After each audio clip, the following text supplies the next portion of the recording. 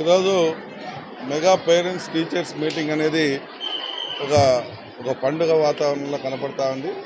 మా యువ నాయకులు నారా లోకేష్ బాబు గారి ఆధ్వర్యంలో ఆయన సూచనల మేరకు ఈ కార్యక్రమం చేస్తూ ఉంటే ఎంతో సందడిగా ఉంది. గతంలో ఈ రకమైనటువంటి కార్యక్రమం గత ప్రభుత్వాలు కానీ ఎప్పుడు కూడా ఎవరు చేసినటువంటి సందర్భం కాదు.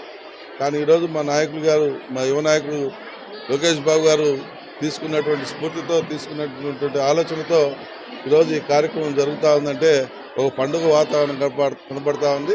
తప్పకుండా మా యొక్క పిల్లలకు కానీ అంటే మా యొక్క విద్యార్థులకు ఒక భరోసా మేమున్నాం, మా ప్రభుత్వం, మా నాయకులు, మా లోకేష్ బాబు గారు, మా ముఖ్యమంత్రి చంద్రబాబు గారు అండగా ఉన్నారు, మా పవన్ కళ్యాణ్ గారు అందరూ అండగా ఉన్నాం.